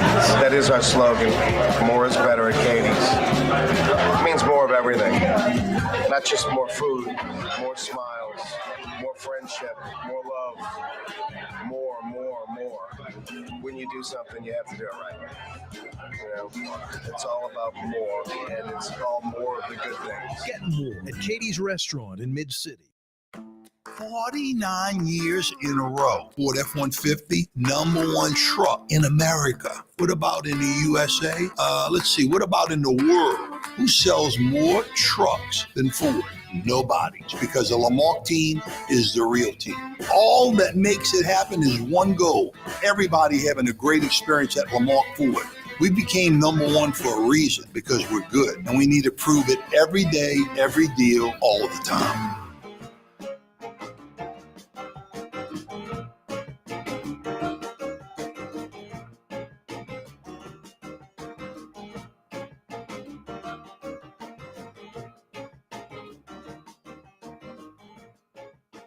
Real New Orleans conversation. No place like New Orleans. Corey Johnson. Yeah, you right. Tuesday afternoon edition of the program, 5 o'clock powwow hour. Thanks so much for joining us. Boy, the violent lunatics are at it again. 3 people murdered in 5 hours before lunchtime today in New Orleans. A man shot and killed in Treme, not far from Dookie Chase, around 6:30. A man and a woman shot near the fairgrounds, home of Jazz Fest, around 11:30. Just absolutely crazy. Speaking of Dookie Chase, back open. Go support our great local restaurants. I made some changes. I put together a list, my top restaurants in New Orleans, the best restaurants in New Orleans.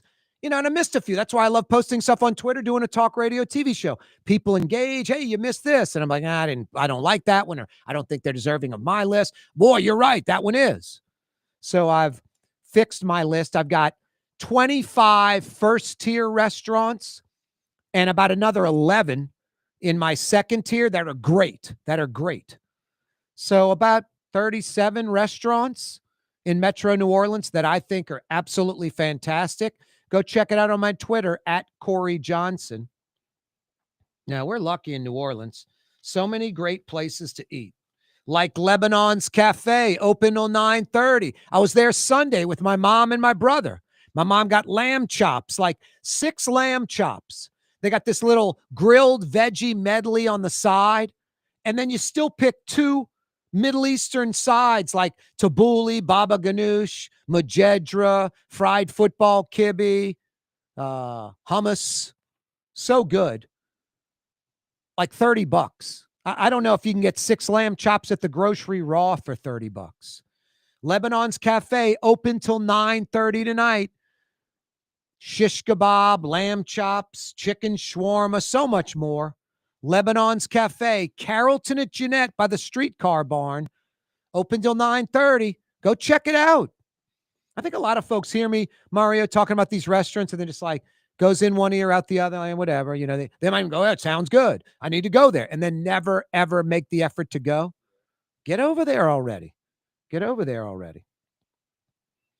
Last night, I've been telling you about this, Mario. It's $21. It's this little filet with French fries or pasta. It's Venezia on Carrollton Avenue. Now, I'm not going to sit here and tell you, hey, like the Houston's filet from Allen Brothers, the USDA Prime filet at Houston's, that filet is $60. But it is the best filet you'll ever eat at Houston's. Yeah, that Houston's, the chain joint. Absolutely incredible. Houston's isn't cheap, but I think it's very good to excellent. They're ridiculously consistent. And this filet, again, comes from Chicago, this purveyor out of Chicago, Allen Brothers. It is marbled, and it tastes fantastic. I'm not going to sit here for a minute and go, same kind of steak. It's not. It's a choice filet at Venezia. Sometimes it's the butt end of the filet, but it's $20. And it's about 6 ounces. And it comes with a side pasta. I think you can get the, olive oil garlic or the marinara or the Alfredo or French fries. And it's $20. Like I went at the bar last night, the Venezia sat at the bar, and they're not a client or a customer. They're not an advertiser. I'm just telling you. I like dining in New Orleans. Houston's isn't a client either. I think my check was $24, something ridiculous like that. So no, there's lots of good places to eat in Metro New Orleans. I like bargains. I like good deals. Like, shortstop po' boy on Transcontinental off airline, the roast beef po' boy, small roast beef at shortstop, $6.42. I mean, I laugh when I say it. $6.42. What can you get it for $6.42? That's like 2 slices of pizza from the Jet. What's the place down the street called? The Racetrack? Oh, the Racetrack. Yeah. What's 2 slices of pizza there, Mario? You probably had pizza from there. Probably like $8. Literally more than the small roast beef and I don't want to eat the pizza at Racetrack. Yeah, can't be any good. Don't eat anything there. No, don't eat anything at Racetrack or an Exxon. I'm not eating the little, tortilla rolls spinning on the thing, the hot dogs, the nachos, none of that. No, I'm not eating that. Gas station food, you can miss me. No, I mean, gas station in Bro Bridge, yeah, excellent food, but not the Racetrack. No, $6.42 for a small roast beef, insane. No, I like Boggins.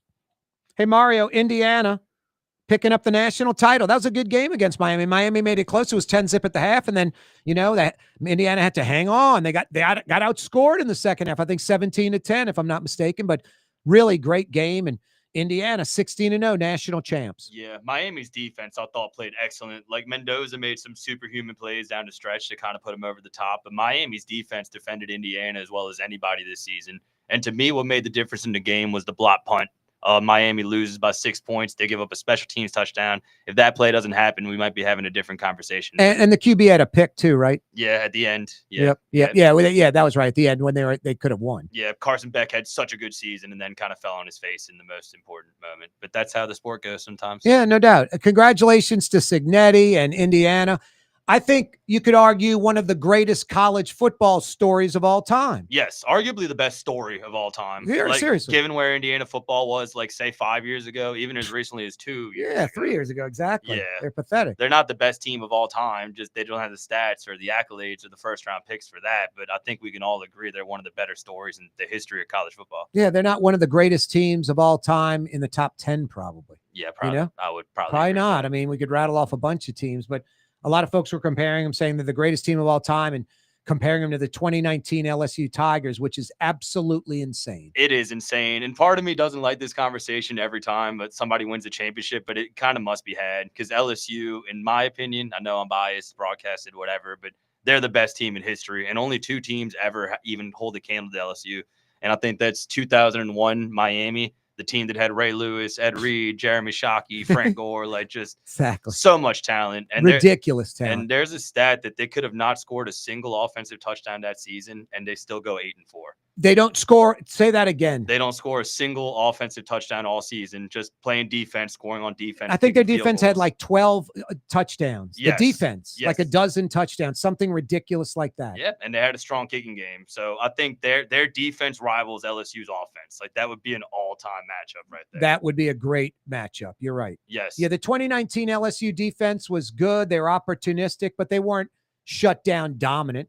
The other teams they were predictable. They had to catch up to LSU's offense, which was off the charts. Yeah, 100%. Nobody rivals that at all. And the third team that maybe can be in the conversation, I was 1 year old at the time, but just from what I see, 95 Nebraska. I remember that team. They were dominant, dude. That's Mike Rozier, Turner Gill, Tommy Frazier. Running triple option. Steinkuhler, those guys, right? Remington, all those lunatics. Has a trophy named after him for best center, the Remington Trophy every year. Yeah, that team was outrageous. Yeah, they averaged like their average margin. This is stupid. What? Their average margin of victory was like 38 points. They averaged like over 40 points. They averaged over 400 rush yards a game. Wait. Say that again. Over 400 rush yards. They averaged 400 plus rushing yards a game. Yeah. Average. And this is in 95. Like a lot of people were running the triple option, but you had the advent of spread. You had Steve Spurrier. You had people throwing the football. Crazy. Like even in 95. Rushing for 400 yards in any game is obnoxious. Averaging that is off the charts. That's wild. So no, how can you compare them to Indiana to them? That's ridiculous. No, 2019 LSU, 2001 Miami, 1995 Nebraska. For me, that's the end of the conversation. What a class act Mendoza is, huh? Yes. Just a winner. There's no doubt about it. Just to, I'm not trying to compare like player to player, but Burrow, like Mendoza was 16 of 27, 186 yards, no touchdown passes. He had 7 carries for 8 yards, and he scored that TD where he dove through the gap and stuck his arm over. So 16 of 27, 186 yards, no touchdowns, 7 carries, 8 yards, and a touchdown. Joe Burrow was 31 of 49, 463 yards, 5 touchdowns. He carried the ball 14 times for 58 more yards and another TD. Yeah. I mean, are you kidding? They were so dominant that game. It didn't even seem like Justin Jefferson had 100 yards because Jamar Chase on the other side had 200 plus and 2 touchdowns. Like, it's just not a conversation, man. That offense was just on another level. The average victory margin for LSU that year, 20 points. Man. 19.6. They won every game by 3 touchdowns. It's crazy thinking on back. average. The only team that even got close, I remember because I called the game, was Auburn. Bo Nix led Auburn. Bo Nix was a freshman at the time, and LSU had to recover an onside kick at the end for Auburn to not have a chance to win the game. That was the only close game. That was the only. I mean, Alabama was somewhat close, but LSU never They dominated them, though. They dominated them. Bama never had the ball with a chance to lead. It was kind of dominant. LSU went 4-0 against the preseason top 4. Yeah. The preseason poll that year, the top 4, they beat all 4 of those teams. Every single one by a pretty good margin, too. They were 7-0 versus the top 10 and 4-0 versus the top 5. 4-0 versus the top 5, 7-0 versus the top 10. They played 7 top 10 teams. Yeah. I mean, that alone is crazy. I mean, Indiana didn't come anywhere near playing 7 top 10 teams or 4 in the top 5. No. Just insane. The SEC in 2019 was still pretty strong top to bottom, too. Like, that was a pretty tough schedule. They played Texas that year, too, on the road and won. Like, yeah, nobody matches that. I think they trailed Clemson 10-zip. You remember that? Yes. They trailed Clemson 10-zip. And then what did they do? I think, like, just rolled after that. Yeah, Clemson got to within 8 at one point in the second half, but LSU never really was in jeopardy of losing that game. Yep. It trailed 10-zip, and then it was like 17-10 in the second quarter. Mm-hmm. Got a clutch touchdown before halftime. Man, that game it's like a movie. Thinking back, that was awesome. Yep. And that was the only time they trailed all season. And then at last hour, I rattled off the list of accomplishments. They had the Heisman Trophy winner. They had the Maxwell Award winner. They had the Walter Camp Award winner. They had the Davey O'Brien Award winner. They had the Fred Biletnikoff Award winner. They had the Jim Thorpe Award winner, the Frank Broyles Award winner, and the Associated Press Coach of the Year. Man, no one's done that. That coaching staff, not even talking about Coach O, that coaching staff was strong, man. Like, Aranda hasn't done a great job at Baylor as a head coach, but as far as a defensive mind, he is elite. Joe Brady, offensive coordinator, might be a head coach by the start of the next NFL season. You had some Steve Ensminger's a legend too, retired shortly after that, but you had some strong coaches on that team too. No team will put up the points LSU put up. LSU scored 726 points that season. Man. Think about that, Mario, in 15 games, 726 points. Yeah, that's absolutely Well, they averaging 50 points a game? Yeah.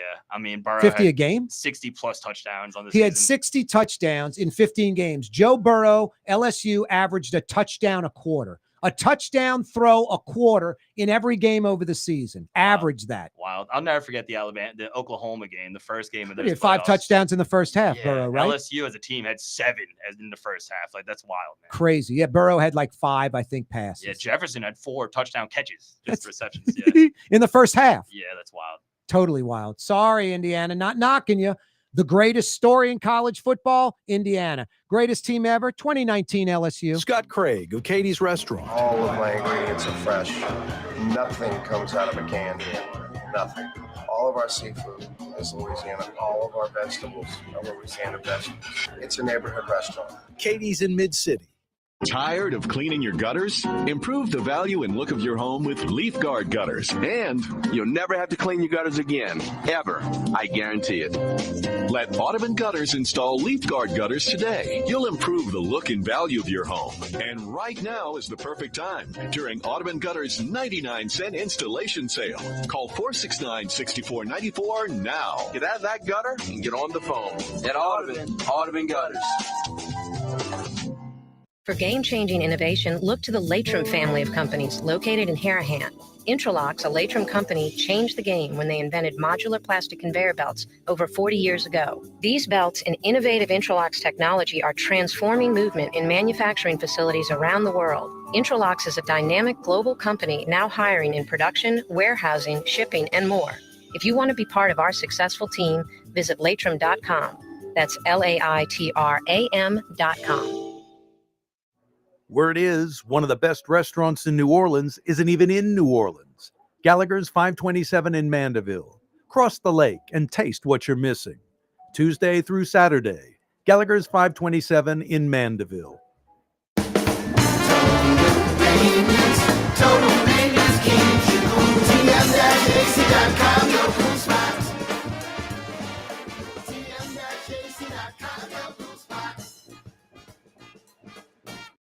Outdoor dining, Middle Eastern cuisine, under the oak trees, Lebanon's Cafe, some of the city's finest lamb chops and shish kebab, Carrollton at Jeanette by the streetcar barn, Lebanon's Cafe.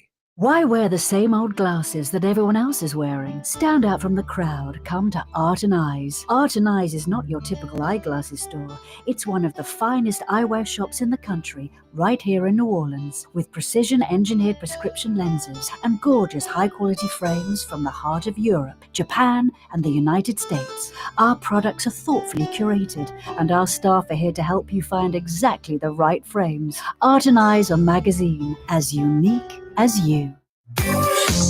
Artificial turf custom golf putting greens. Beautiful, functional, zero maintenance. Call New Orleans' own LGD Lawn and Landscapes and get your free estimate. Trey Yen in Mandeville, a New Orleans tradition for over 40 years, serving the finest Louisiana-inspired Chinese cuisine. Open Tuesday through Sunday. Trey Yen.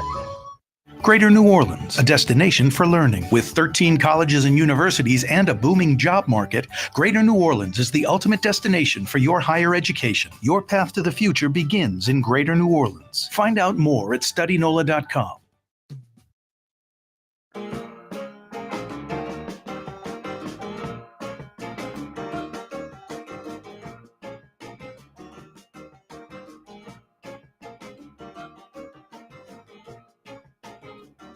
90 minutes of fun. I'm funny how? I mean, funny like I'm a clown, I amuse you? Every weekday afternoon on Cox Channel 4 and Spectrum Channel 333 from 4 p.m. to 5:30. Mario has a major breaking story this day in history. Yes, so today in 1982, Ozzy Osbourne bit the head off of what he thought was a plastic bat, but as everybody knows, it was a real bat. He got rushed to the hospital for rabies shots, and an iconic moment in music was born. Wow. Was the bat dead? The bat was dead, yeah. But he just thought it was a rubber bat. Yeah, because apparently before that, he did like some live hit where he like bit a dove or something. I don't know, and Wow. he was playing off of that. And He's definitely on the crazy train. yeah, 100%. Hey, Mario, while we've got you on the air here, I think it's time for Mario's outfit du jour. What are you wearing? I don't get how guys dress today. I mean, come on.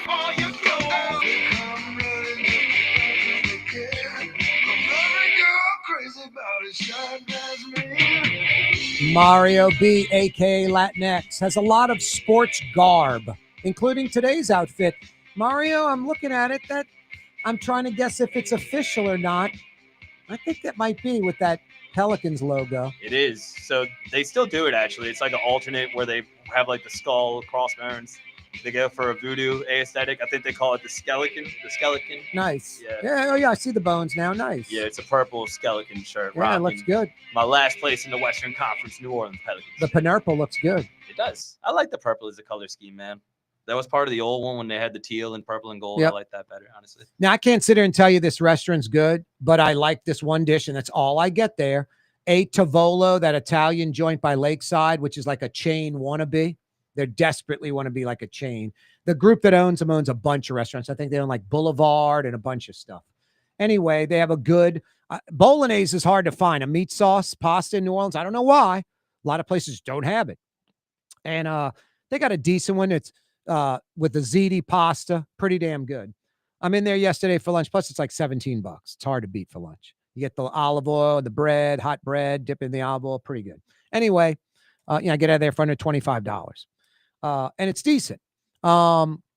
This dude had on a purple hoodie, New Orleans Jazz, and the New Orleans Jazz part was like embroidered, not like a sticker or, and he said he got it at the arena, that they were selling them for just a short time period. Really? I was like, he was walking out with his girlfriend or wife, whatever. I was like, where'd you get that bad boy? And I'm pointing this, he goes, oh man. And we talked about it for like 10 seconds. He goes, the arena, they had him at the game for a while, and I was leaving. I bought it. And I'm like, no, I want to get that. That's surprising because they've never obviously because that's the name of the team in Utah. And I had heard that they wanted to buy the name back. Oh yeah. Utah wasn't interested. No, which is silly. I mean, Utah, what you need is Utah to have like a bad few seasons in a row where attendance plummets, and they need some, gimmick to get people coming back.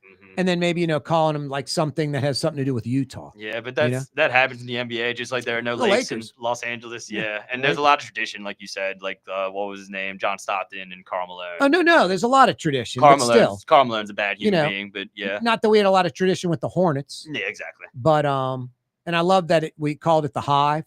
It's like the Hornets live in a nest. Yeah.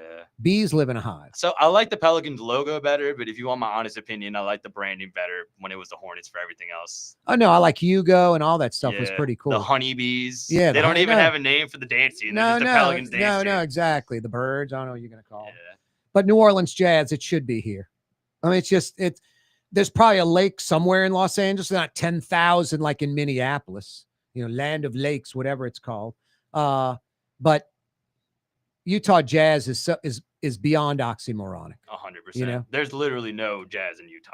No, I mean, go find a jazz bar in Utah. Let me know. Yeah, well, I mean, there might be something that has music, but yeah, it's probably some dude strumming a guitar, singing Jimmy Buffett. Yeah, anywhere USA. Like getting crawfish somewhere else or something. Yeah. No, you can catch that at the Laplace Holiday Inn tonight. 2 shows, 7:30 and 9:30.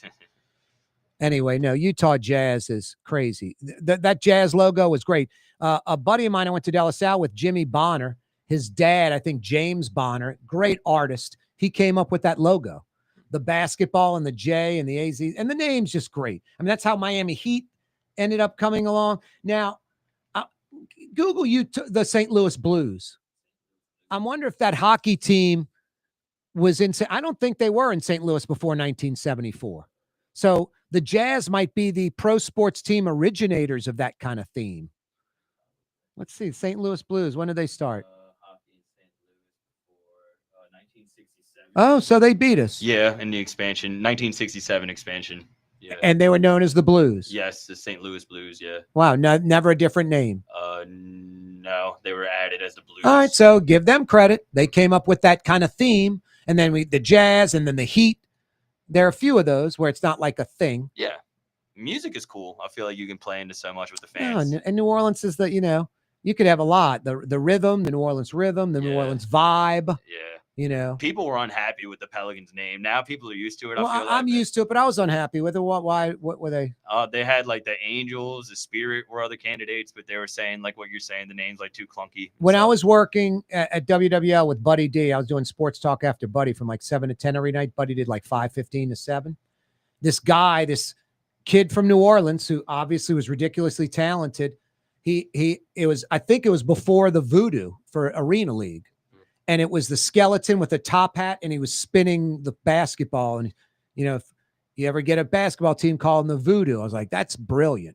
Yeah. But then the arena team came. No, the Pelicans, hopefully we'll get I'd like to see a AA minor league team. I'd like to see a ballpark at that river district over the river. You hit a home run, it goes in the Mississippi River. Yeah. Right field in the river, center field, kind of the convention center, and left field would be the CBD. I mean, it'd be an incredible ballpark.